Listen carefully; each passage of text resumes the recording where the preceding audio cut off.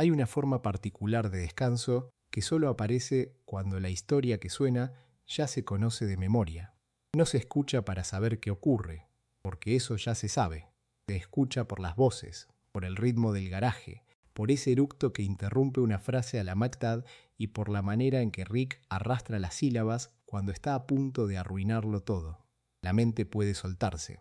Uno flota en ese estado a medio camino entre despierto y dormido, donde las palabras dejan de pedir atención y se vuelven una temperatura, una compañía. Y en ese lugar tibio, entre naves espaciales y dimensiones que ya se han visitado 1000 veces, la voz de Summer aparece con la firmeza serena de quien siempre estuvo ahí, aunque casi nunca fue el centro. Esta noche la historia es suya, no la del abuelo genial ni la del nieto ansioso, sino la de la hermana mayor que creció al borde del caos y aprendió a mirarlo de frente. La vida completa de Summer Smith, desde su primer instante en pantalla hasta la persona en la que se convierte. Bienvenido a Rickard Español, el lugar donde las historias se cuentan despacio para acompañar el final del día. Aquí no hay prisa. Puedes bajar el brillo de la pantalla, dejar el teléfono lejos y acomodar la cabeza en la almohada. Respira sin apuro. La voz va a seguir contando, ordenada y tranquila, tanto si escuchas cada palabra como si te dejas llevar antes de que termine la primera parte. Ponte cómodo. La historia comienza ahora y no va a ninguna parte sin ti. Piensa por un momento en lo que significa ser el personaje que nadie planeó del todo. Antes de que existieran los nombres, antes de que la familia Smith tuviera un salón, un instituto y un garaje del que salían gritos, había apenas dos figuras. En el cortometraje de 2006 que dio origen a todo, aquella pieza animada titulada The Real Animated Adventures of Doc and Maharty, obra de Justin Roiland, solo existían versiones prototipo de lo que después serían Rick y Morty, llamados entonces Doc y Maharty. No había hermana, no había madre, no había padre. Summer, Beth y Jerry no aparecían por ninguna parte de aquel material, porque sencillamente todavía no habían sido concebidos. Nacieron más tarde, cuando ese germen crudo y provocador fue desarrollado hasta convertirse en la serie de televisión que hoy conocemos. Y ahí está el primer detalle que conviene sostener con calma. Summer Smith no es una idea heredada del origen del proyecto, sino una creación posterior, algo añadido en el momento en que dos personajes solitarios necesitaron una familia alrededor. Fue creada por Dan Harmon y Justin Roiland y diseñada por el propio Justin Roiland para el universo de Rick y Morty. Piensa en lo que eso implica.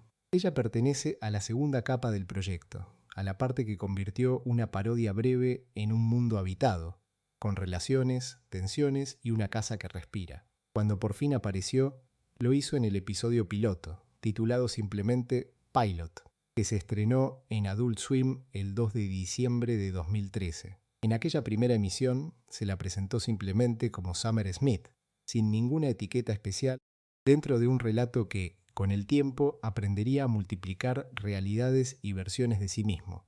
Pero en ese punto de partida, ella es simplemente la hija, la hermana, la nieta. Es la mayor de los dos hermanos, la hermana de Morty, y la relación de parentesco que la sostiene es sencilla de trazar. Hija de Jerry y Beth Smith, hermana mayor de Morty Smith, nieta de Rick Sánchez. Detente en esa posición dentro del árbol familiar, porque explica buena parte de su función.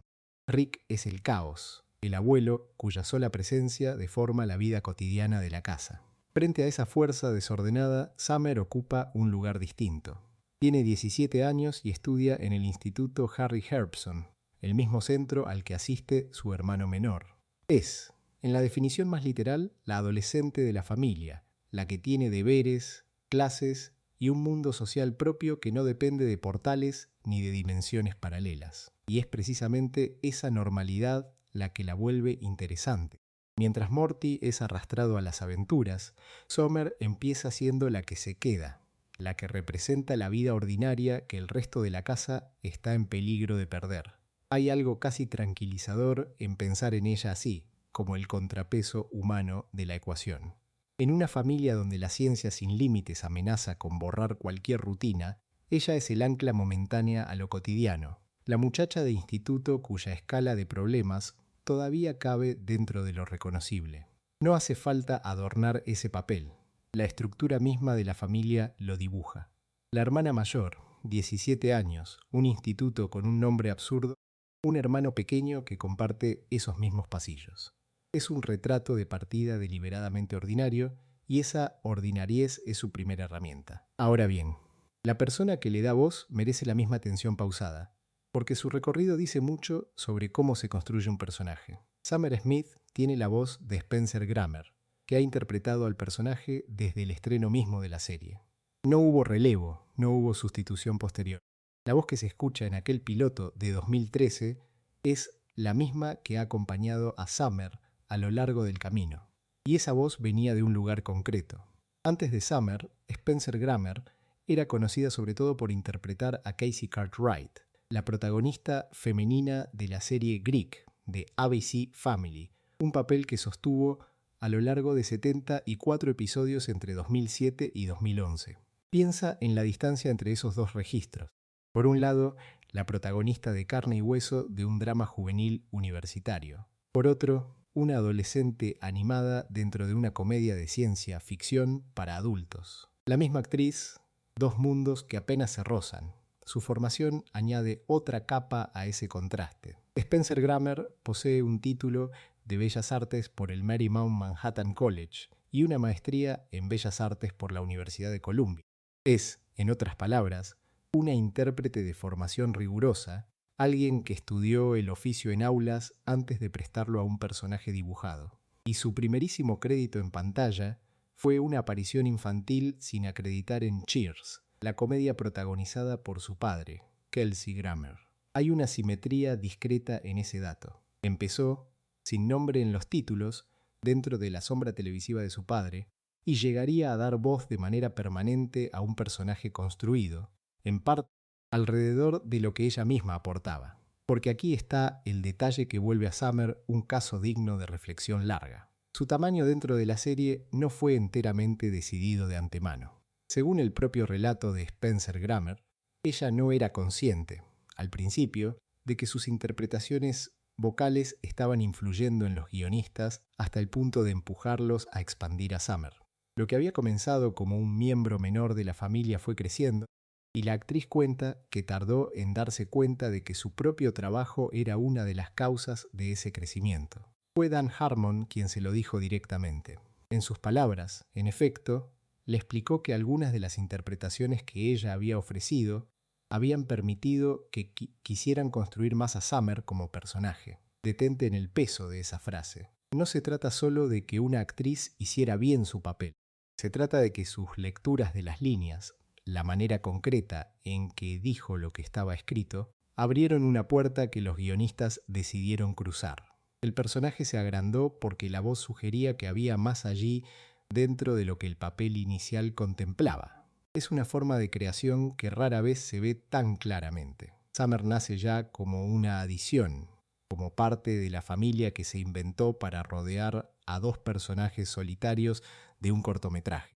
Y una vez dentro de la serie, vuelve a transformarse, esta vez impulsada por la interpretación misma que la sostiene. Primero fue diseñada por Justin Roiland y escrita junto a Dan Harmon como una hija más dentro del cuadro familiar. Después, la voz de Spencer Grammer la fue empujando, casi sin que la propia actriz lo advirtiera, hacia un lugar más central en el reparto. Me atrevo a ofrecer aquí una opinión, con la cautela de que es solo eso, una lectura. Hay algo apropiado en que la hermana mayor, la que empieza como la figura más normal y periférica de la casa, sea precisamente el personaje cuyo crecimiento surgió de un proceso vivo, de la relación entre una intérprete y un grupo de guionistas que escuchaban. La normalidad de partida y la expansión posterior no se contradicen. La primera fue el punto de apoyo, y la segunda fue lo que ocurrió cuando alguien prestó verdadera atención a lo que esa voz podía hacer. Y así queda dibujado el retrato inicial, sereno y completo. Una hija de 17 años en un instituto de nombre ridículo. Una hermana mayor que representa el mundo ordinario frente al abuelo que lo desordena todo. Un personaje ausente del origen del proyecto y creado para darle familia a la historia. Una voz constante desde el primer episodio, la de una actriz de formación exigente y de un extraño y silencioso comienzo infantil junto a su padre. Y, por encima de todo ello, la idea de que ese personaje llegó a ser más de lo que se planeó, porque la manera de interpretarlo lo pidió. Summer Smith empieza como la pieza más humana del tablero, y ya en ese comienzo lleva escrita, sin saberlo aún, la posibilidad de crecer. La séptima entrega de la primera temporada, titulada Rising Gazorpa-Zorp, se estrenó a comienzos de 2014 con la dirección y el guión habituales del equipo creativo de aquella primera temporada. Es un episodio que suele recordarse por su premisa más ruidosa, la del bebé que crece a toda velocidad, pero esta noche vamos a apartar la vista de esa parte y a fijarla en otra que casi siempre queda a la sombra. Porque mientras una historia ocurre dentro de la casa, otra ocurre muy lejos de ella, y esa segunda historia le pertenece a Summer. Repara en algo insólito. Por primera vez en toda la serie, Rick decide emprender su aventura sin Morty a su lado. En su lugar, se lleva a la hermana mayor. Conviene entender de dónde nace todo esto, aunque el origen no sea el tema. Morty le pide a Rick que le compre un robot sexual en una casa de empeños intergaláctica, y ese robot, en lugar de ser el objeto simple que Morty imaginaba, queda embarazado y da a luz a un bebé mitad humano, mitad alienígena. Ese niño, al que llaman Morty Jr., envejece hasta la adultez en cuestión de días, porque su especie, los gazorpasorpianos, crece a un ritmo acelerado. Así que Morty, un adolescente que apenas se sostiene a sí mismo, se convierte de golpe en padre. Y aquí es donde la casa y el planeta empiezan a hablar entre sí, aunque estén separados por todo el vacío del espacio. Dentro de la casa, Morty toma una decisión que define su fracaso. Teme los instintos agresivos de su hijo alienígena, teme lo que ese niño pueda hacer si sale al mundo, y en lugar de enfrentar ese miedo, lo esconde tras una mentira. Le dice a Morty Jr. que la atmósfera de la Tierra es venenosa para él, y con esa mentira lo mantiene encerrado entre cuatro paredes. Es un gesto que se disfraza de protección y que en realidad es control. Morty no educa a su hijo, lo confina. Y la serie, con una crueldad muy tranquila, se toma su tiempo para mostrarnos exactamente a dónde conduce esa clase de encierro. El aislamiento no funciona, como no suele funcionar nunca. Al llegar a su fase adolescente, que en su especie ocurre en días, Morty Jr. se vuelve rebelde y violentamente destructivo. Todo lo que Morty quiso contener estalla de la forma más previsible. Y sin embargo, hay algo que redime parcialmente al hijo, algo que su padre nunca supo ofrecerle. Morty Jr. termina canalizando su agresión hacia la escritura, y de esa canalización sale un libro. El libro se titula My Horrible Father, Mi horrible padre, y en él retrata a Morty como un progenitor abusivo. Detente un segundo en la ironía de eso. El niño encerrado bajo una mentira escribe la verdad, y la verdad que escribe es un juicio contra quien lo encerró. Mientras todo esto se cocina puertas adentro, Rick se lleva a Summer al espacio, y aquí empieza de verdad el episodio que nos interesa. Viajan a Gazorpa-Zorp, el planeta de origen de aquel robot, y lo que encuentran no es lo que la premisa nos había hecho esperar. La superficie que conocemos, la de los machos brutos con forma de simio, resulta ser solo la mitad de la historia. Gazorpa-Zorp es en realidad una sociedad matriarcal, gobernada por hembras poderosas e inteligentes que hace tiempo desterraron a los machos brutales a vivir aparte. La violencia masculina que vimos en el bebé no es una anomalía, es una herencia. Y es una herencia que las mujeres de ese mundo decidieron expulsar de su civilización para poder construir algo mejor. Es un espejo montado con mucho cuidado. Dentro de la casa, Morty encierra a un macho por miedo a su agresión. En el planeta, toda una sociedad de mujeres ha hecho lo mismo a escala planetaria, exiliando a los machos por la misma razón. El episodio pone las dos soluciones una al lado de la otra y deja que el espectador note el parentesco. Y en medio de ese espejo camina Summer, una adolescente humana que de pronto se encuentra en un mundo donde la pregunta sobre el valor de lo masculino y lo femenino se ha respondido de la manera más tajante posible. Rick, fiel a sí mismo, arruina la situación casi de inmediato. Hace un chiste sexista ante las mujeres de Gazorpa-Zorp y ellas responden con una sentencia que no admite matices. Lo arrestan y lo condenan a muerte. Aquí es donde la estructura del episodio revela por qué era necesario que Rick viajara con Summer y no con Morty, porque quien salva la situación no es el genio, es la nieta. Summer consigue la liberación de ambos con una sola observación, precisa y desarmante. Señala que la blusa que lleva puesta, la prenda de moda que viste con orgullo, fue diseñada por un hombre. Con ese detalle mínimo desmonta la condena en bloque que esas mujeres habían dictado contra todo lo masculino. Vale la pena sostenerse un momento en esa jugada, porque es más fina de lo que parece. Summer no defiende a Rick negando que el chiste fuera reprochable. Tampoco defiende a los machos brutos del exilio. Lo que hace es apuntar a una contradicción interna en el juicio de las mujeres. Ellas condenan a lo masculino de manera absoluta, y sin embargo se benefician a diario del trabajo de un hombre concreto, hasta en la ropa que las hace sentirse poderosas. La madurez de Summer no consiste en tener razón a gritos, consiste en ver la grieta que nadie más estaba mirando y meter el dedo justo ahí. Es una inteligencia distinta a la de Rick, menos ruidosa y, en ese instante, más útil. Y aquí es donde el ángulo de esta noche se cierra sobre sí mismo. Toda la aventura de Gazorpazorp funciona como un largo comentario sobre la masculinidad, sobre lo que se hace con la agresión heredada, sobre quién decide encerrar a quién. Los machos de ese planeta fueron exiliados por brutos. Morty Jr. fue encerrado por temido. Y en ambos casos la respuesta al problema fue la separación, el muro, la mentira de que el otro no puede vivir a este lado del aire. Frente a eso, lo que Summer encarna es otra cosa. No es un muro, es una lectura. Ella no resuelve el conflicto entre hombres y mujeres, pero se niega a aceptar que ese conflicto se resuelva con condenas totales, y esa negativa es, en el fondo, una forma de madurez que el episodio elige poner en manos del adolescente y no del adulto. El episodio guarda, casi al final, una última pieza que rima con todo lo anterior.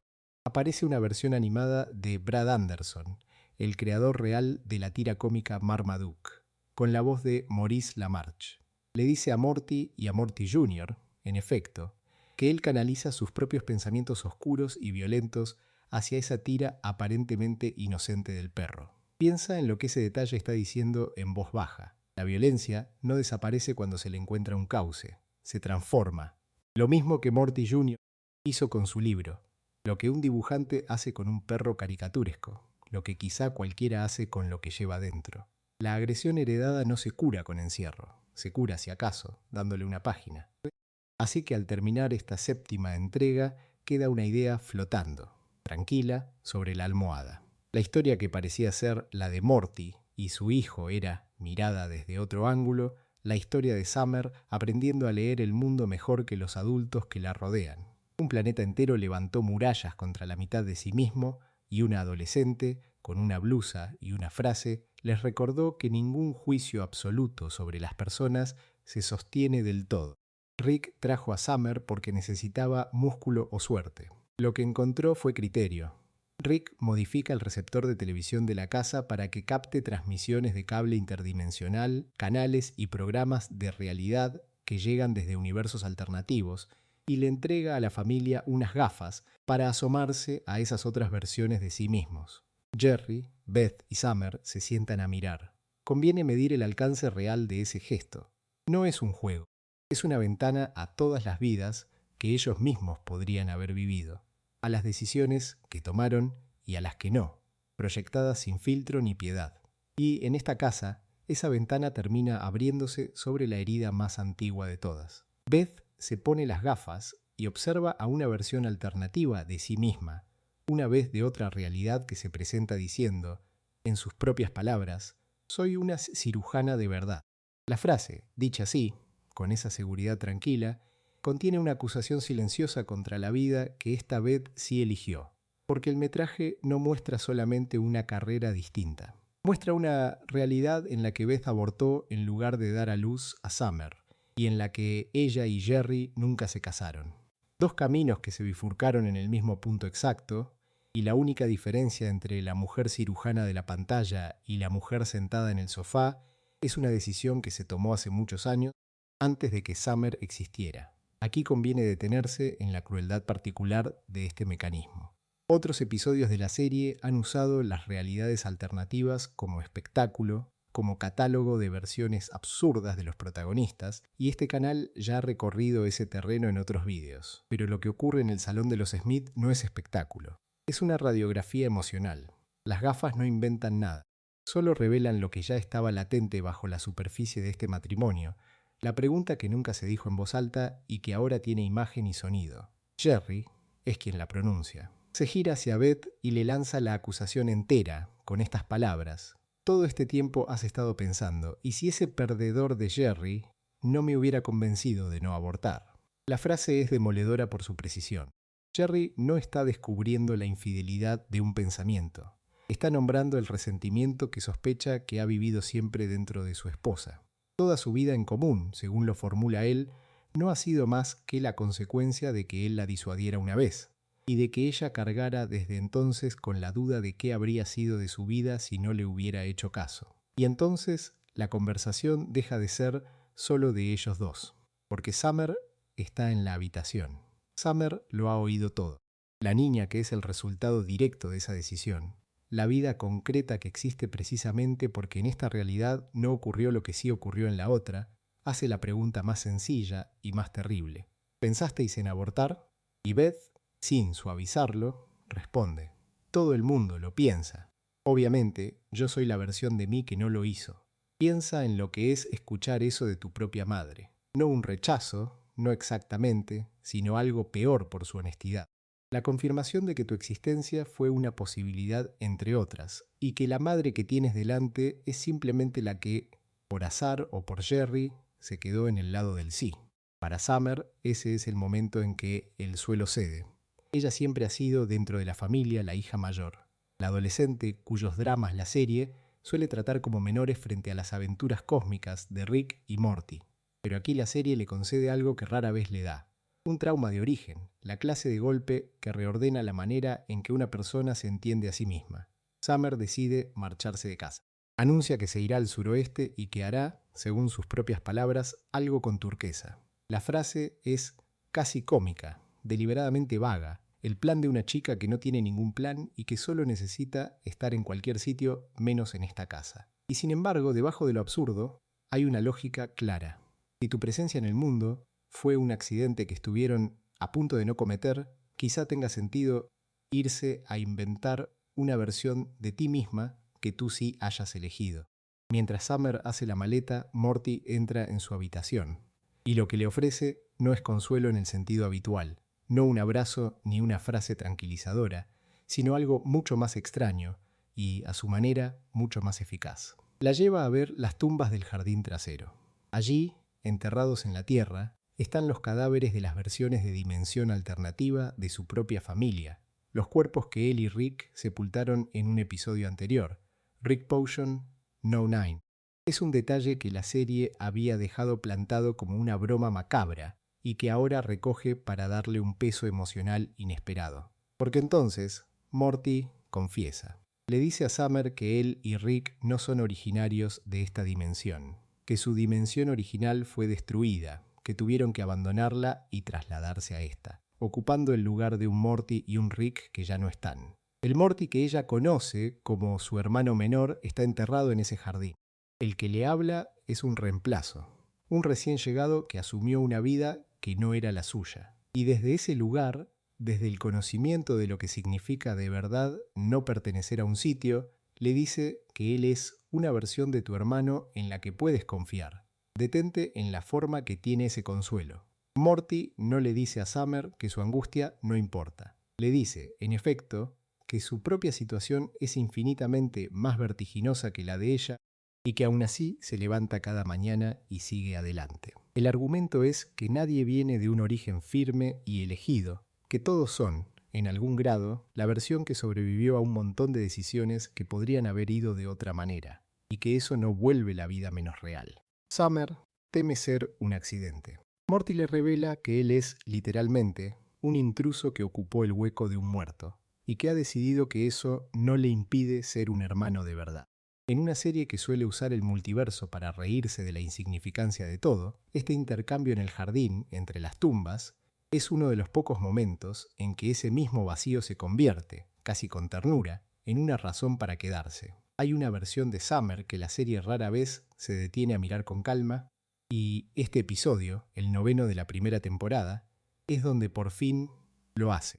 La adolescente que en otros capítulos aparece como la hermana mayor irritada, la que rueda los ojos y sale de plano, aquí consigue algo que ni Morty ni Beth consiguen todavía en esta altura de la historia. Consigue un trabajo. Consigue, por un momento, un mundo propio que no depende de Rick, que no orbita alrededor del laboratorio del garaje. Summer entra a trabajar en una tienda de antigüedades recién inaugurada, un lugar misterioso regido por un hombre elegante y afable llamado Señor Needful, y lo hace con una seriedad que resulta casi conmovedora si uno se detiene a observarla. Lo que Summer no sabe, y lo que el episodio nos deja saber desde muy pronto, es que el Señor Needful es en secreto el diablo. La tienda no vende antigüedades en el sentido inocente de la palabra. Vende objetos malditos, artículos que conceden un poder o cumplen un deseo y que llegan siempre con un coste oculto, un daño escondido en la letra pequeña de la magia.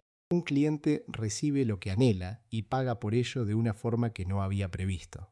Ese es el mecanismo, viejo como los cuentos, y el episodio lo trata con una fidelidad casi cariñosa a la tradición de la que bebe, porque conviene entender de dónde viene todo esto antes de seguir con Summer. El título original, Something Wicked This Way Comes, es un juego de palabras sobre la novela de Ray Bradbury, Something Wicked This Way Comes, y la trama de la tienda, la del comerciante enigmático que ofrece objetos con maldiciones escondidas, es un homenaje y una parodia directa de la novela de Stephen King, Needful Things, cuyo protagonista es exactamente eso, un tendero misterioso que vende artículos malditos. El propio apellido del personaje, Needful, es una firma. La serie no oculta sus fuentes, las coloca a la vista, como el propio señor Needful coloca sus objetos, y confía en que el espectador atento reconozca la trampa. Piensa en lo que significa que Summer trabaje ahí sin saberlo. Ella no ve al diablo, ve a un jefe, ve a un hombre que le ha dado una oportunidad, que la trata con respeto, que le confía responsabilidades. Y cuando Rick, inevitablemente, aparece a criticar el empleo de su nieta, a burlarse del negocio y a sembrar dudas, Summer no se derrumba ni se disculpa. Lo defiende. Defiende a su jefe frente a su abuelo con una frase que vale la pena mirar de cerca, porque el episodio nos la entrega textualmente. Le dice a Rick que, al menos, el diablo tiene un trabajo, que al menos es activo en la comunidad, y le pregunta qué hace él, para responder ella misma que se come su comida y fabrica cacharros. Es una acusación devastadora, precisamente porque es justa.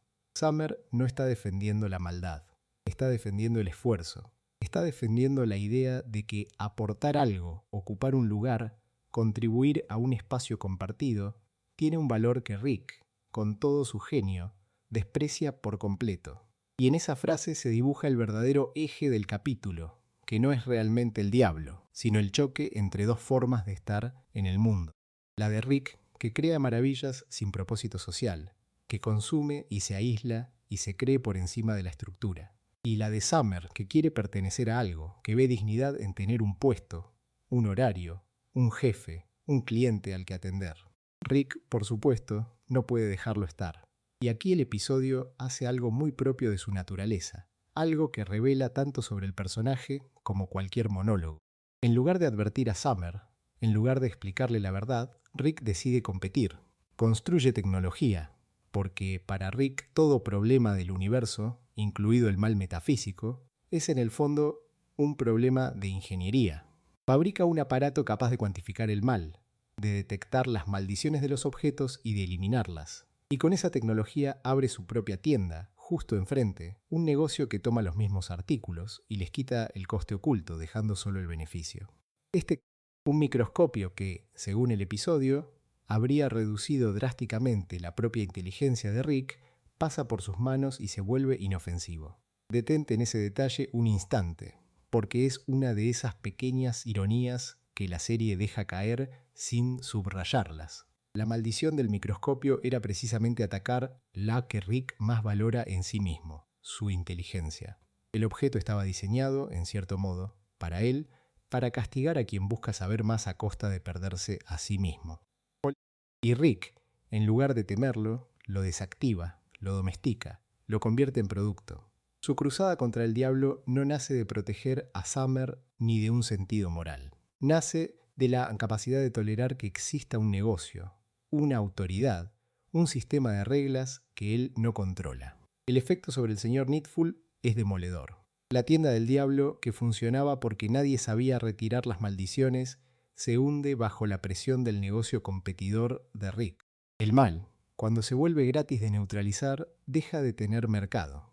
Y aquí el episodio ejecuta un giro que en 2014 todavía se sentía fresco y que hoy resuena con una precisión casi incómoda. Needful no se rinde. Needful pivota. Abandona el modelo de la tienda física y se reinventa como una startup tecnológica, lanzando un sitio web con un nombre estilizado que sustituye letras por números, la estética exacta de una empresa emergente de Silicon Valley. Y adivina quién lo ayuda a relanzar el negocio en su versión digital. Summer. La misma Summer que defendió a su jefe frente a Rick, que creyó en el proyecto, que puso su energía y su ambición al servicio de algo, vuelve a poner esa energía al servicio de la nueva encarnación de la empresa. Trabaja en el relanzamiento online. Ayuda a construir la startup desde dentro. Es, en la práctica, cofundadora de espíritus y no de título, la persona que sostiene el esfuerzo cuando el negocio se transforma. Lo que ocurre después es la parte más amarga y, a la vez, la más lúcida del episodio. Cuando la nueva empresa arranca, cuando el trabajo de Summer ya ha dado sus frutos, el señor Needful la expulsa. El episodio usa un verbo muy concreto para describirlo. Las Zuckerbergs la aparta de la empresa igual que, en la mitología popular de las startups, el fundador aparta a quienes lo ayudaron a construir la compañía en sus inicios. Summer es despedida, es traicionada. La echan después de que ella haya ayudado a levantar el negocio, y el hecho de que su jefe sea literalmente el diablo casi se vuelve secundario frente a lo mundano de la herida. Porque esa es la observación afilada que el capítulo esconde bajo la comedia. El diablo no la lastima con un objeto maldito ni con un pacto de sangre. La lastima como la lastimaría cualquier empresario ambicioso del mundo real. La usa mientras le resulta útil y la descarta cuando ya no la necesita. La maldición más eficaz de la tienda no estaba en ningún artículo del inventario. Estaba en la propia lógica del negocio, en la promesa de pertenecer a algo que, en el fondo, nunca fue tuyo. Summer quería un trabajo, quería contribuir, quería ese lugar en la comunidad que había defendido con tanta convicción frente a Rick. Y el mundo del trabajo, encarnado por el ser más malicioso imaginable, le devolvió la lección más antigua sobre lo que valen la lealtad y el esfuerzo cuando quien está arriba solo mira el beneficio. Y es entonces cuando el vínculo entre Summer y Rick, que ha estado tenso durante todo el episodio, cambia de forma. Rick no dice "te lo advertí" de la manera en que uno esperaría. Lo que hace es unirse a ella. Después de que la expulsan, después de la traición, abuelo y nieta forman equipo. Deciden vengarse. Y la venganza que eligen es tan absurda como catártica. Se inyectan esteroides, desarrollan sus músculos hasta volúmenes ridículos y emboscan físicamente al señor Needful durante una charla tecnológica, una de esas conferencias donde los fundadores presentan sus productos al mundo. Lo asaltan a golpes, en público, como represalia por lo que le hizo a Summer. Hay algo genuinamente tierno enterrado bajo lo grotesco de esa escena. Rick, que fue incapaz de proteger a Summer con palabras, que solo sabe relacionarse a través de proyectos y de máquinas, encuentra la única forma de solidaridad que le sale natural. No consuela a su nieta, se entrena con ella, comparte con ella un objetivo, un enemigo, un cuerpo transformado por la misma sustancia, una tarde entera dedicada a un mismo propósito estúpido y compartido. Para Rick, eso es afecto. Eso es lo más cercano a decir "estoy de tu lado", que este personaje sabe ofrecer en esta etapa de la historia. Y Summer, que empezó el episodio buscando un lugar en el mundo del trabajo, lo termina encontrando un lugar mucho más pequeño y más real, al lado del único adulto de su familia que, a su manera torcida, decidió aparecer. El episodio se emitió por primera vez el 24 de marzo de 2014 en Adult Swim, como el noveno de la primera temporada.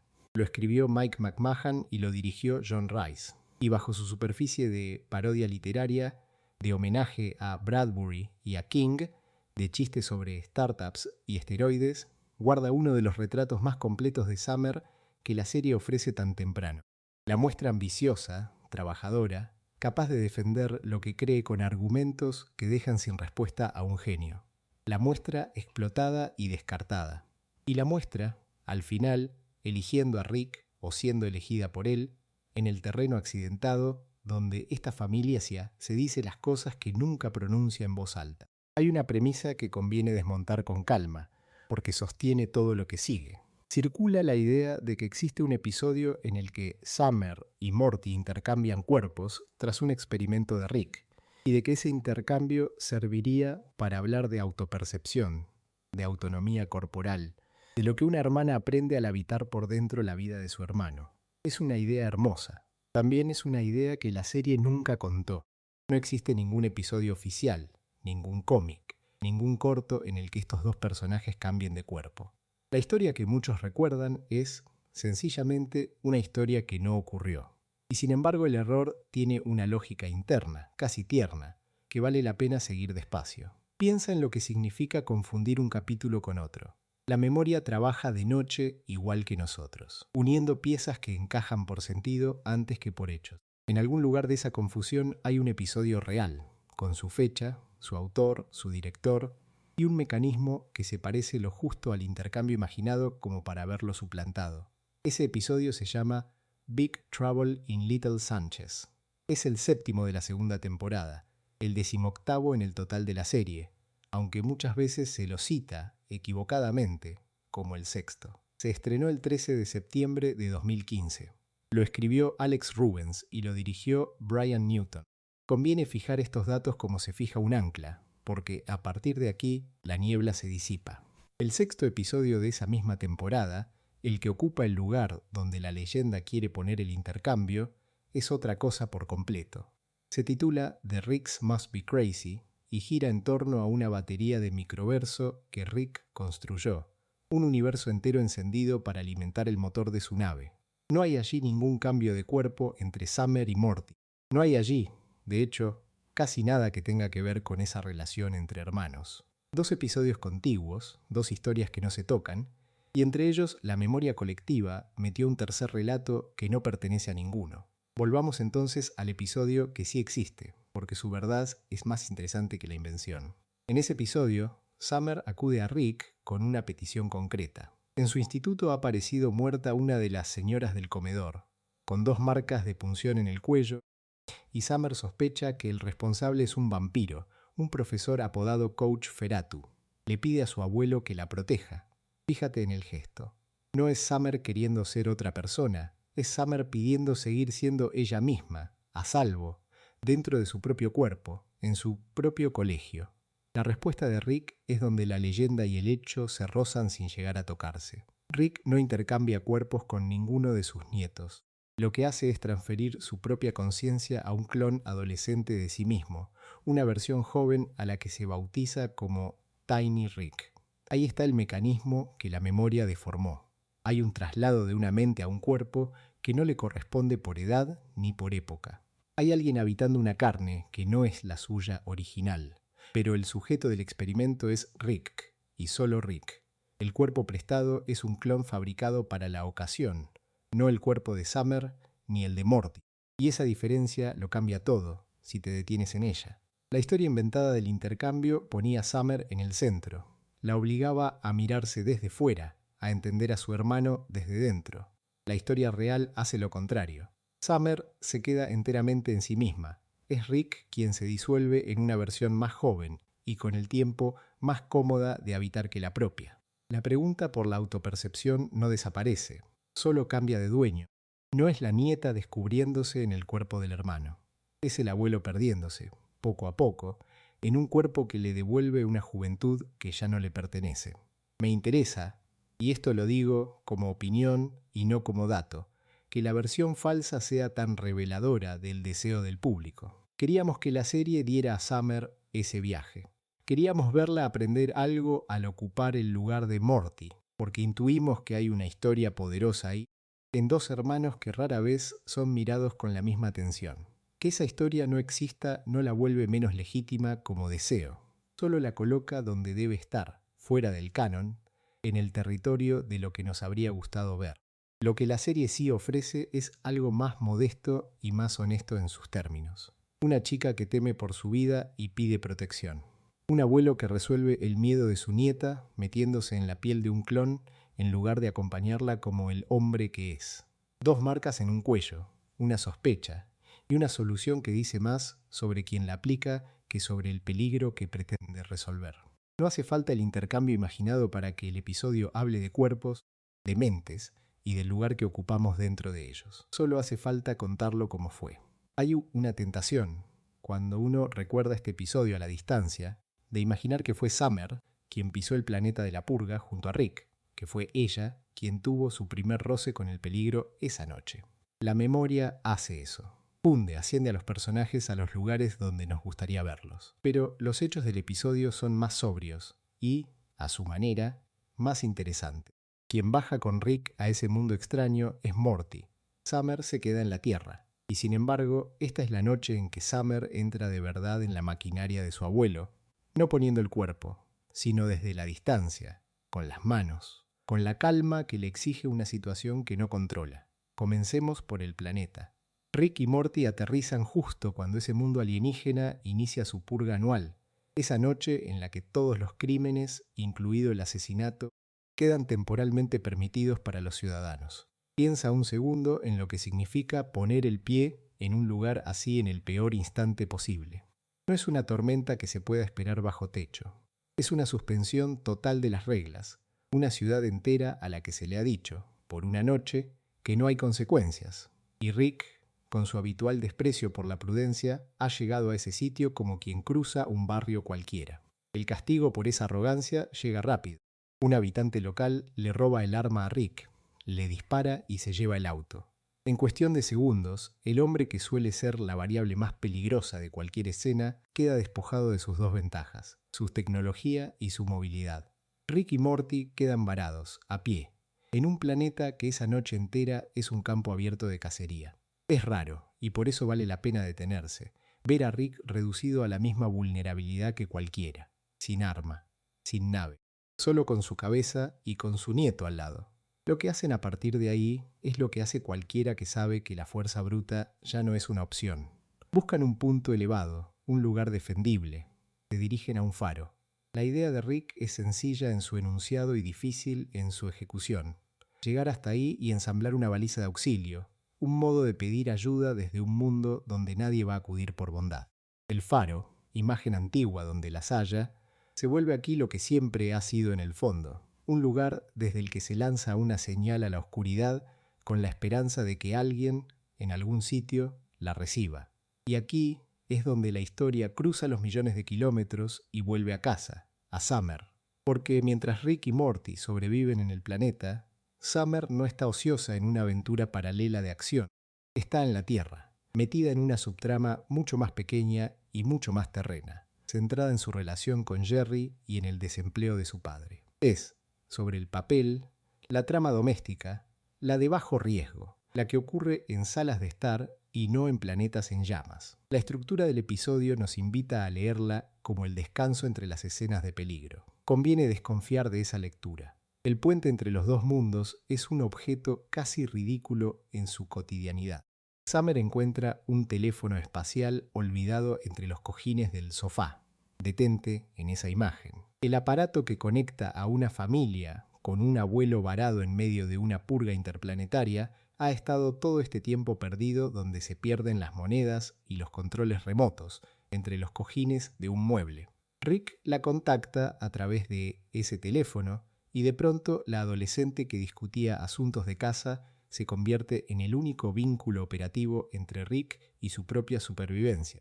Lo que sigue es, para mí, el verdadero corazón del papel de Summer esa noche, y es un tipo de heroísmo que la serie rara vez subraya con música o con gritos. Rick le dicta un código. Le pide que lo introduzca en una caja roja que hay sobre su mesa de trabajo, el pod de armamento, y que luego la saque al exterior siguiendo sus instrucciones al pie de la letra. No hay tiempo para explicaciones, no hay margen para el error. Summer no entiende del todo lo que sostiene entre las manos. y sin embargo hace exactamente lo que se le pide, con la precisión de quien ha comprendido que del otro lado de la línea la equivocación se paga con una vida. Considera lo que eso exige. No es coraje de correr hacia el fuego, es coraje de quedarse quieta, de teclear bien, de no temblar mientras carga un dispositivo desconocido hasta el jardín porque una voz lejana se lo ordena.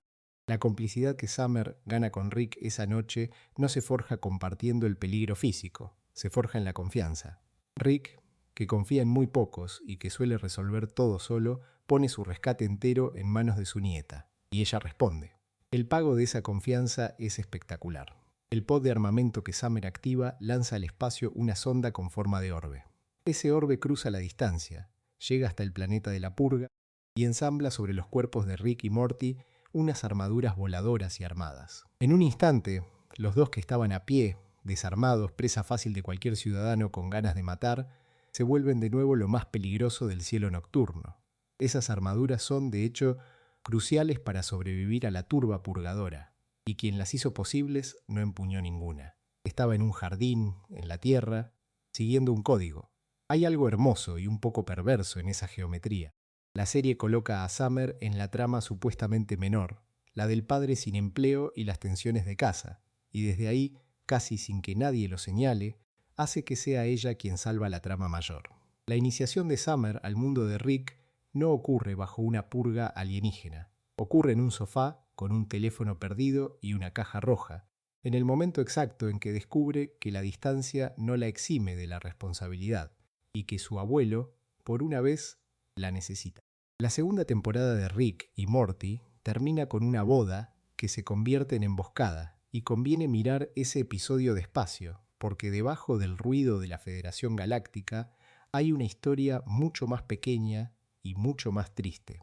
Se titula The Wedding Squanchers. Fue el 10º y último episodio de la segunda temporada, lo escribió Tom Kaufman y lo dirigió Wes Archer, y llegó a la pantalla de Adult Swim el 4 de octubre de 2015. Para la mayoría de los espectadores es el episodio en que todo se derrumba a escala cósmica. Para el hogar de los Smith y sobre todo para Summer, es el episodio en que la inestabilidad de sus padres deja de ser un ruido de fondo y se convierte en el peso que ella termina cargando sobre los hombros. Piensa en cómo empieza. Antes de que haya naves, antes de que haya disparos, hay una escena doméstica de una banalidad casi dolorosa.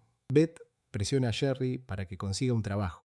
Es una discusión matrimonial ordinaria, del tipo que se repite en incontables cocinas, y el episodio la planta al principio como quien deja una semilla sin decir todavía qué va a crecer de ella. Ese subtrabajo, esa tensión sin resolver entre una madre que exige y un padre que no responde, queda flotando en el aire mientras la trama cósmica se lleva la atención.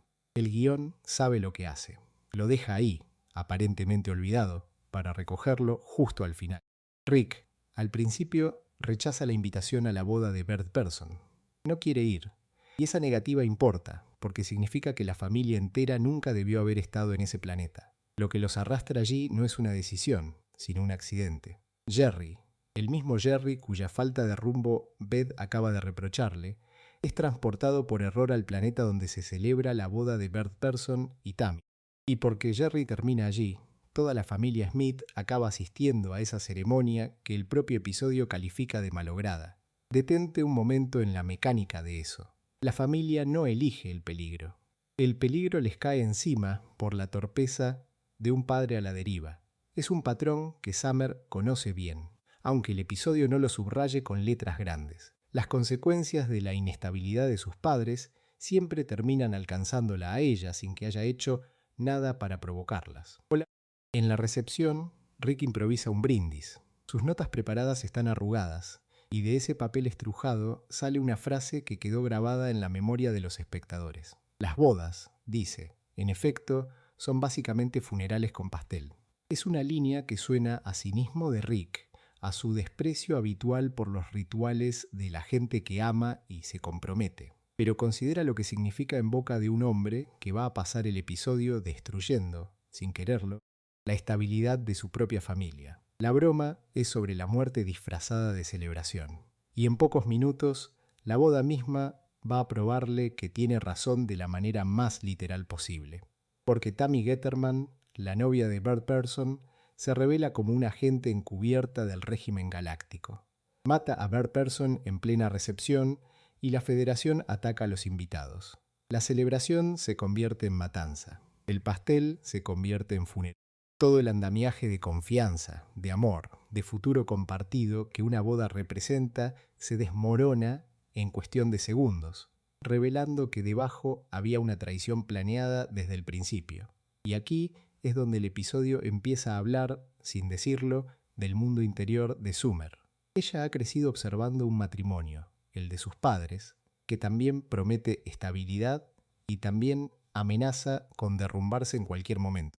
La boda de Bert Person es la versión extrema, cósmica, catastrófica, de una lección que Summer ya había aprendido en casa, que los vínculos que deberían sostenerte pueden esconder una fractura, y que la fractura casi siempre se abre en el peor momento. Tras escapar del ataque, Rick declara que la Tierra ya no es segura y se lleva a la familia a esconderse en un planeta remoto. Detente en el peso que eso tiene para una adolescente. De un día para otro, Summer pierde su casa, su mundo, todo lo que constituía la textura ordinaria de su vida, y no porque haya cometido un error, sino porque las decisiones de los adultos de su familia la han puesto en fuga. El hogar, ese concepto que un chico necesita como suelo firme bajo los pies, deja de existir. La familia queda arrojada a un lugar extraño, sin nada conocido alrededor y con la certeza de que no pueden volver. Es el desarraigo total, y llega sin que nadie le haya preguntado a Summer si estaba dispuesta a pagarlo. Y es precisamente en ese exilio, en ese planeta remoto, donde la familia se esconde, donde la semilla plantada al comienzo del episodio por fin florece. Recuerda a Jerry, sin trabajo, presionado por Beth, incapaz de encontrar su lugar. Ahora Jerry propone una salida. Sugiere entregar a Rick a la Federación para que la familia pueda volver a casa. Míralo desde su lógica. Es un hombre que ha sido inútil durante todo el episodio, que provocó el desastre con su transporte accidental y que de pronto ve una manera de recuperar el hogar perdido y, de paso, de sentirse por fin útil. Entregar a Rick es su solución. Cambiar al abuelo por la casa. Convertir el amor familiar en una transacción. Y aquí Summer hace algo que define su lugar en toda la serie. Rechaza la propuesta de su padre. Le dice, en esencia, que uno no ama a las personas con la esperanza de una recompensa, papá, que uno las ama incondicionalmente. Detente en el hecho de que sea Summer quien pronuncia esa frase. No es Beth, la hija de Rick.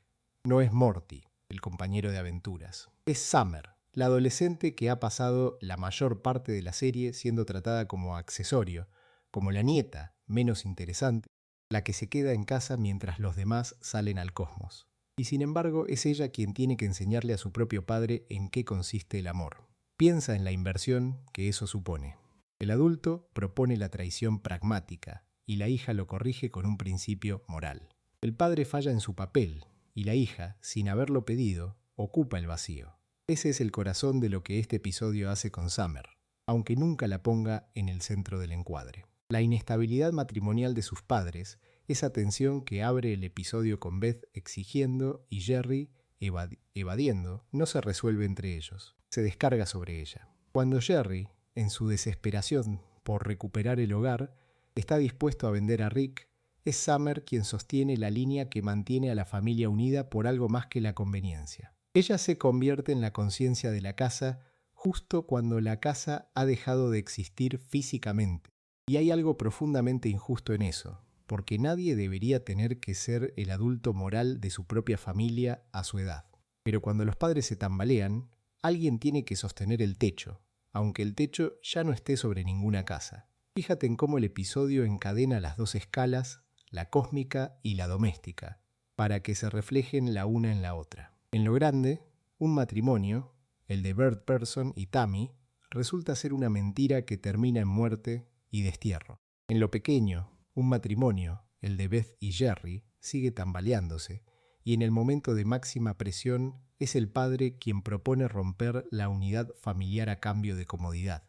Las dos historias hablan de lo mismo, de vínculos que deberían ser refugio y que se revelan frágiles, y en ambas es un miembro más joven, más silencioso, quien queda expuesto a las consecuencias. Summer no organizó la boda, no invitó a la federación, no perdió su trabajo, no propuso la traición.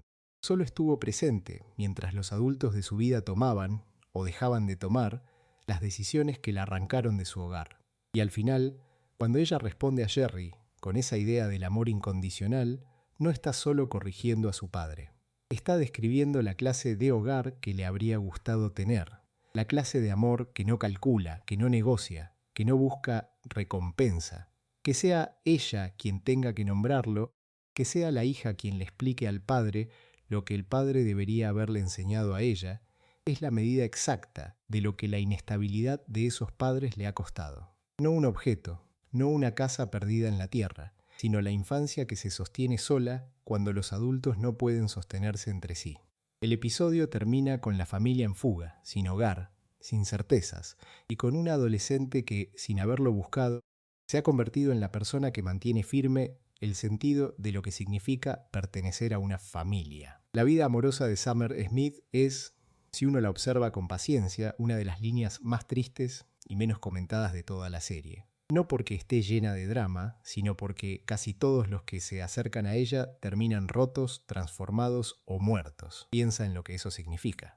La nieta de Rick Sánchez apenas puede desear a alguien sin que la maquinaria del universo o el rencor de su propia familia convierta ese deseo en una catástrofe. Y sin embargo, ella sigue intentándolo, capítulo tras capítulo, con una obstinación que merece más respeto del que la serie suele concederle. Conviene empezar por el principio, por el episodio piloto, porque allí ya está escrita toda la fórmula. Summer tiene un enamoramiento con un compañero de clase llamado Frank Palicki. Es el tipo de atracción común de un adolescente, un chico que le gusta y al que quiere acercarse. Pero Rick, en medio de sus propios asuntos, congela a Frank por completo con un arma criogénica, lo deja convertido en una estatua de hielo sólido. Y aquí llega el detalle que define el tono de todo lo que vendrá.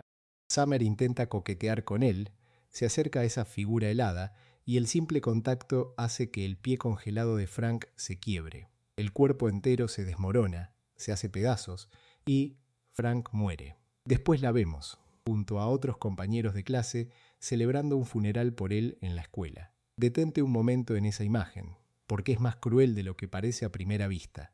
El primer interés romántico de Summer no la rechaza, no la traiciona, no se aleja. Simplemente se rompe cuando ella intenta acercarse. La ternura misma es lo que lo destruye. Es una broma visual, sí, del humor negro con el que arranca la serie, pero también es una especie de profecía. Cada vez que Summer extienda la mano hacia el afecto, algo se hará añicos. Y ella tendrá que seguir yendo a la escuela, sentarse en un funeral y continuar como si el universo no le hubiera enseñado ya, en su primer intento, que amar en esta familia tiene un precio. La relación más larga y más definitoria de Summer llega poco después, en el episodio titulado Anatomy Park, y es característico de ella que su familia se entere de su vida amorosa por accidente y en el peor momento posible. Summer tiene un novio secreto, Ethan, alguien de quien nadie en la casa sabía nada. Y la manera en que los Smith descubren su existencia no es una confesión ni una presentación tranquila. Ethan irrumpe en la casa, furioso, molesto porque Summer ha estado ignorando sus mensajes. Ese es el primer contacto de la familia con él. No un chico presentado en la mesa, sino un adolescente iracundo que entra a reclamar atención. Ya en su aparición inicial, la relación se define por el resentimiento y la exigencia, no por el cariño. Pero lo que de verdad vuelve a Ethan una figura extraña y casi mitológica dentro del universo de Rick y Morty ocurre en la escena posterior a los créditos de ese mismo episodio. A lo largo de Anatomy Park, la trama ha girado en torno a un parque temático miniatura construido dentro del cuerpo de un hombre sin hogar llamado Ruben. Ese cuerpo, sin embargo, no sobrevive. Y en la escena final, Rick decide reconstruir el nuevo parque, la nueva versión de Anatomy Park dentro de otro cuerpo. Elige el cuerpo de Ethan, el novio de Summer. Conviene ser preciso aquí, porque son dos personas distintas. Ruben es el hombre que alojó el parque durante el episodio.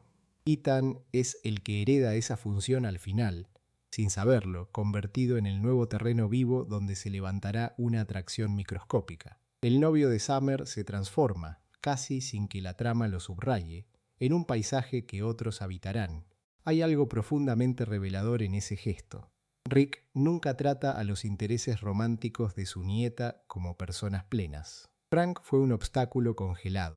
Ethan es, literalmente, un espacio disponible, un contenedor útil. Para el abuelo, el cuerpo del novio de Summer vale más como bien raíz biológico que como pretendiente de la chica.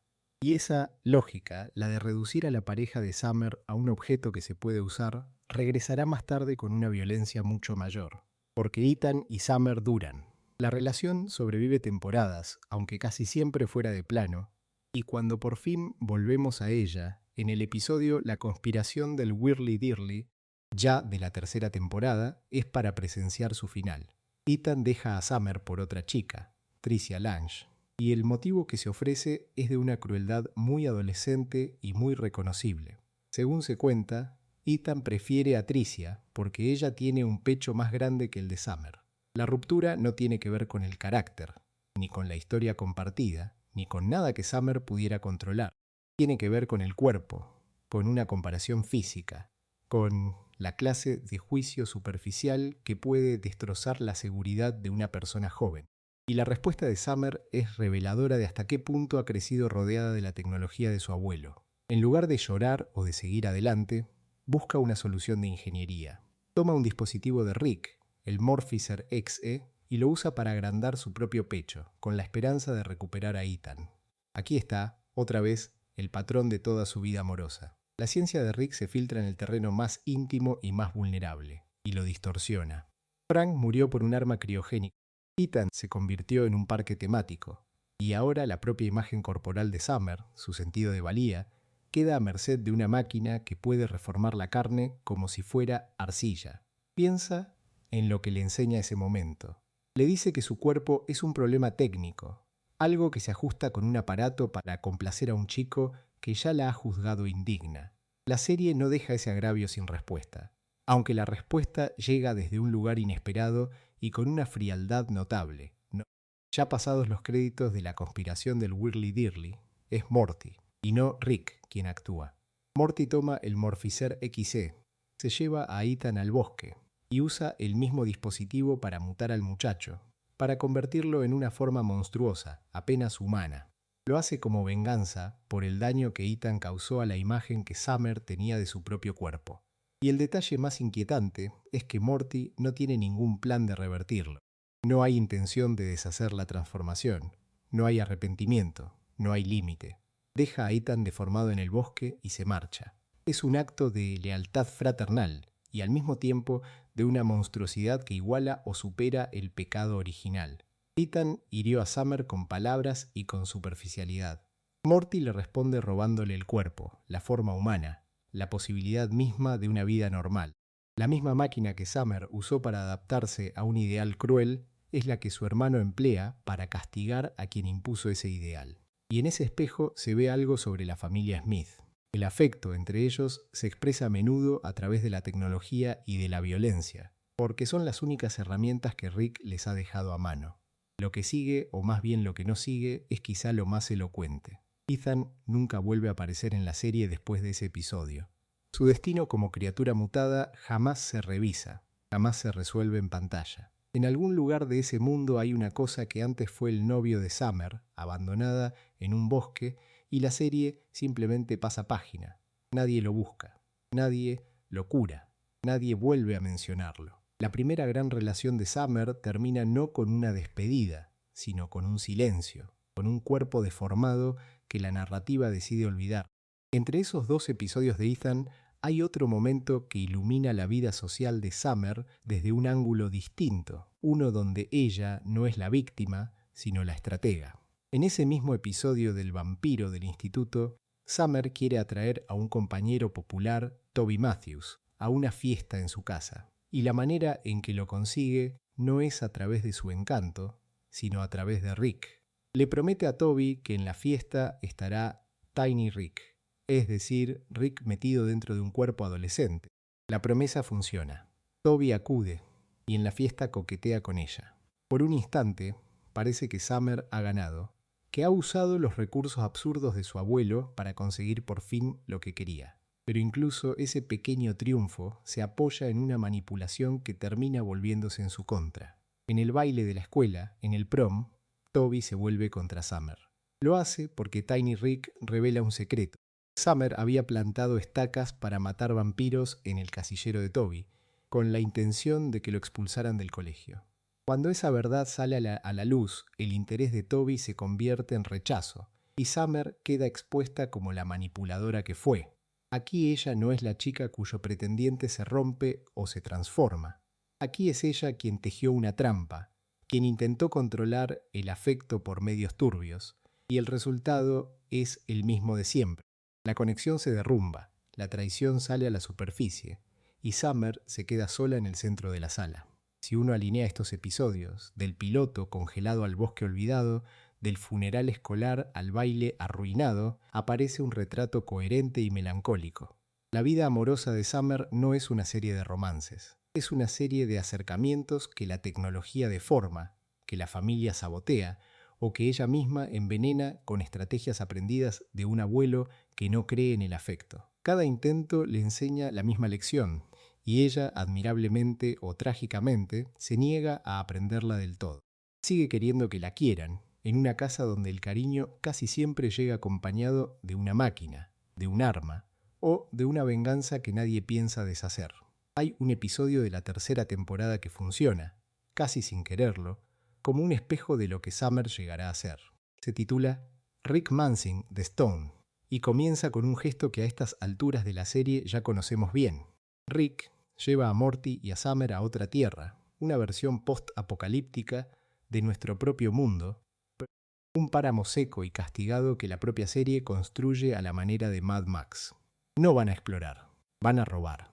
Rick quiere una roca, un fragmento de un material llamado isótopo 322, y esa roca está en manos de una banda de saqueadores que se hacen llamar los Death Stalkers. Todo el episodio nace de ese pequeño acto de codicia. Una piedra que brilla, un grupo de supervivientes y 3 personas de un mundo ordenado que descienden a uno sin ley. Vale la pena preguntarse qué significa ese descenso para cada uno de ellos. Para Rick es una transacción. Para Morty es una humillación más en una larga cadena de humillaciones. Pero para Summer es otra cosa. Summer encuentra en ese desierto algo que su vida en los suburbios nunca le ofreció, y lo encuentra rápido. Se enamora del líder de los Death Stalkers, un hombre llamado Hemorrhage, y con la misma naturalidad abraza el estilo de vida nihilista de la banda. La existencia sin reglas, sin futuro asegurado, sin nada que perder. La chica que en las primeras temporadas se definía por la aprobación ajena, por su teléfono, por su lugar en la jerarquía del instituto, aquí decide que el vacío le sienta bien. Y hay que reconocer que durante un tramo del episodio tiene razón, porque Summer no solo sobrevive en el páramo, florece. La serie la hace ascender hasta convertirse en reina de ese mundo baldío, y lo hace con una velocidad que resulta casi cómica y a la vez reveladora. En un lugar donde no importan las normas de la casa de sus padres, donde no existe la vergüenza social que la perseguía, Summer descubre que es capaz, que tiene voluntad, que puede mandar. Es la primera vez que la vemos ejercer poder sin pedir permiso, y el episodio, con toda su ironía de fondo, se lo concede. La reina del desierto, la misma persona que unos capítulos atrás lloraba por la posibilidad de que sus padres se separaran, ahora dicta el orden de un mundo entero. Y sin embargo, incluso en ese ascenso, la serie planta una duda. Hemorrhage, el hombre del que se enamora, tiene una frase que lo define. Cuando Summer critica su bigote, algo tan trivial como un comentario sobre el aspecto, él responde con una defensa que dice mucho más de lo que pretende. Insiste, con esas palabras exactas, en que nada importa, lo sé, no soy débil. Detente a considerar lo que hay debajo de esa frase. Un hombre que necesita afirmar en voz alta que nada le importa, precisamente porque le ha importado un comentario sobre su bigote. El nihilismo como armadura, no como convicción. La misma pose que Rick lleva perfeccionando toda su vida, aquí reflejada en un desconocido del desierto, y expuesta como lo que quizá siempre fue. Una forma de no admitir que las cosas duelen. Mientras Summer reina, Morty vive su propia versión de la misma historia, pero por el camino contrario. A Morty lo fusionan con el brazo cercenado de un guerrero muerto del páramo, un brazo de fuerza sobrehumana que ahora cuelga de su cuerpo como un injerto de rabia. Y Morty lo usa exactamente para eso, para la rabia. Canaliza toda su furia contra Rick peleando en una arena, un lugar que el episodio llama el Blood Dome, golpeando y venciendo porque por fin tiene un instrumento que le permite golpear. El brazo no es suyo, pertenecía a un muerto, pero Morty se aferra a él porque le da algo que nunca ha tenido, que es la sensación de ser poderoso, de no ser el que siempre pierde. Los dos hermanos, cada uno con su prótesis de poder. Summer con una corona, Morty con un brazo ajeno. Ambos descubriendo que el páramo les da una identidad que su casa les negaba. Y aquí llega uno de los gestos más fríos de Rick en toda la serie. Un gesto que se cuenta casi de pasada y que merece que nos detengamos. Cuando Morty y Summer se niegan a marcharse del páramo con él, cuando eligen ese mundo por encima de su padre y su abuelo, Rick no discute demasiado. Los reemplaza. Fabrica duplicados androides de sus dos nietos y los coloca en casa, en secreto, para que Beth no note que faltan. Piensa en el nivel de desprecio y de comodidad que hace falta para eso. Rick no lucha por recuperarlos, no los convence. Simplemente resuelve el problema logístico de su ausencia, sustituyéndolos por copias, como quien tapa un agujero en la pared.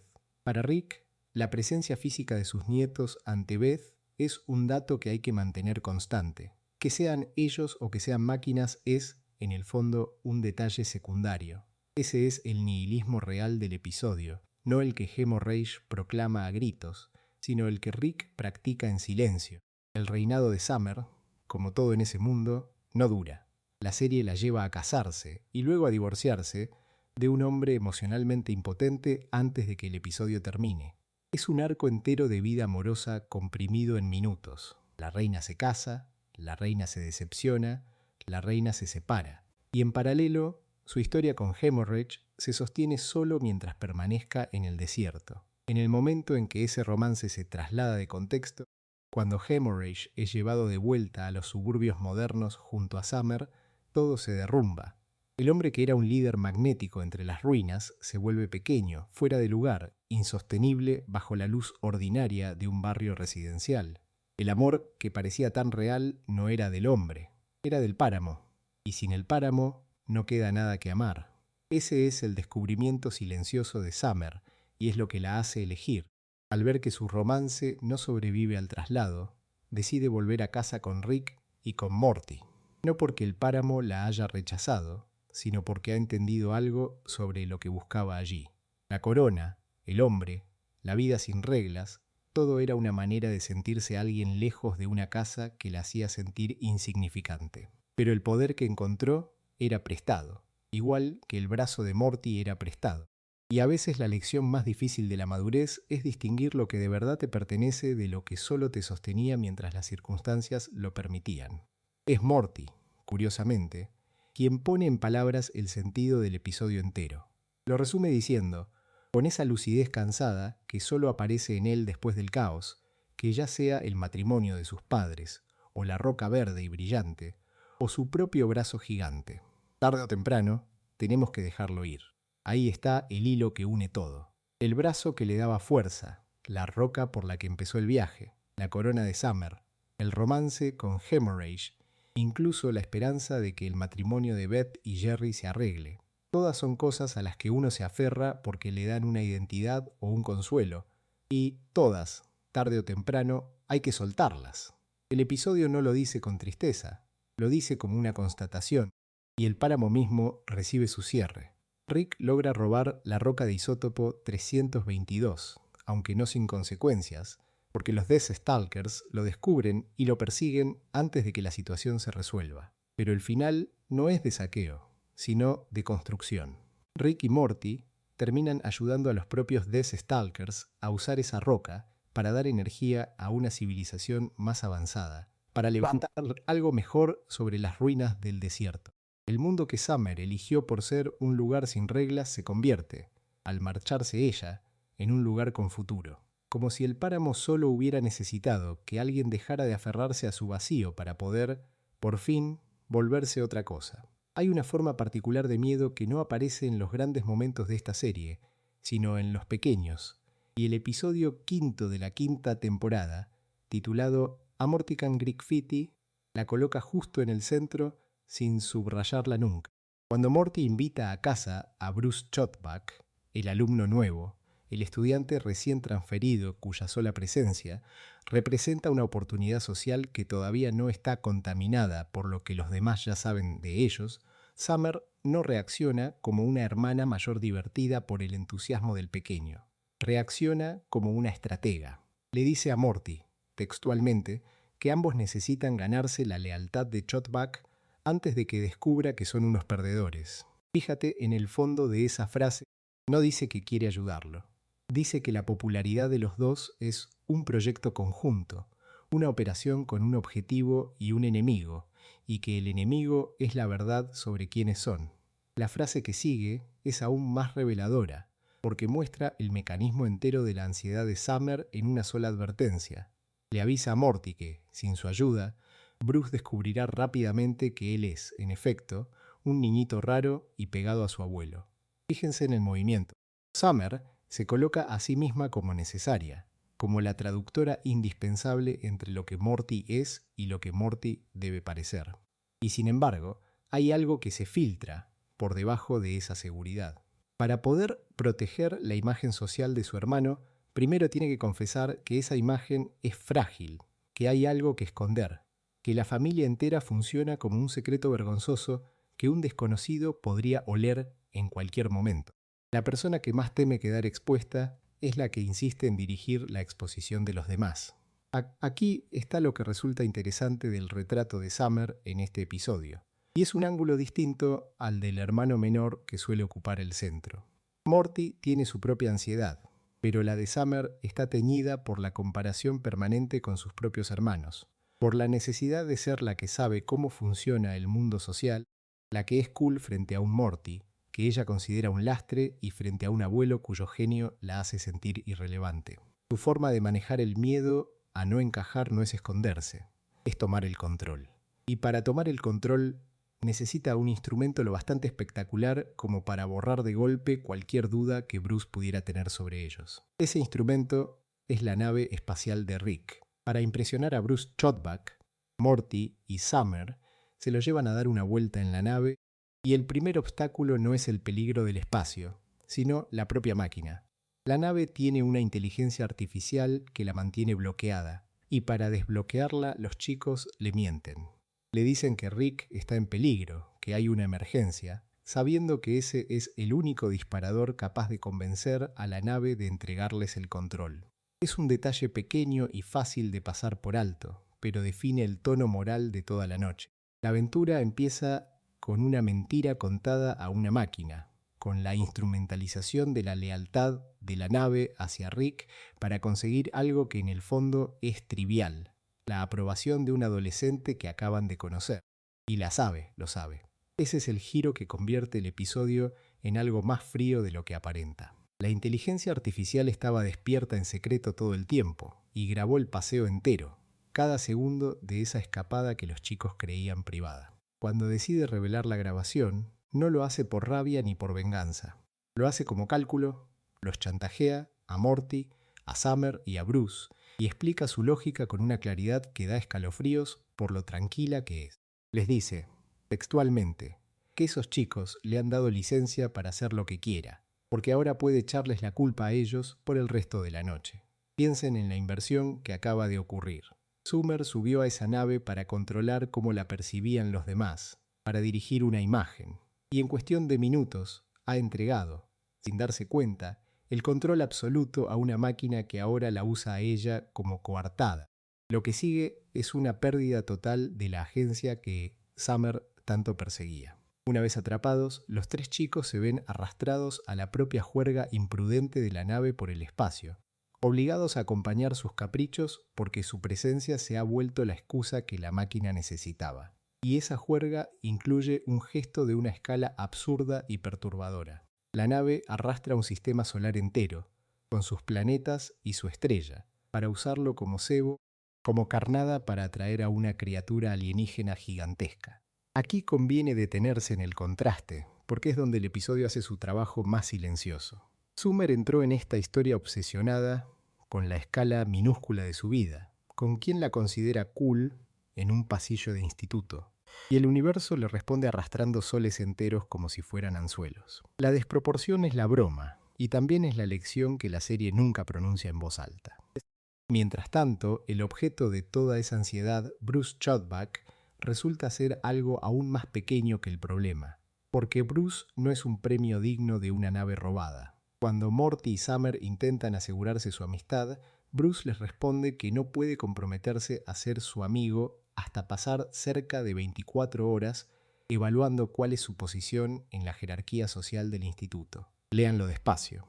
No pregunta si le caen bien.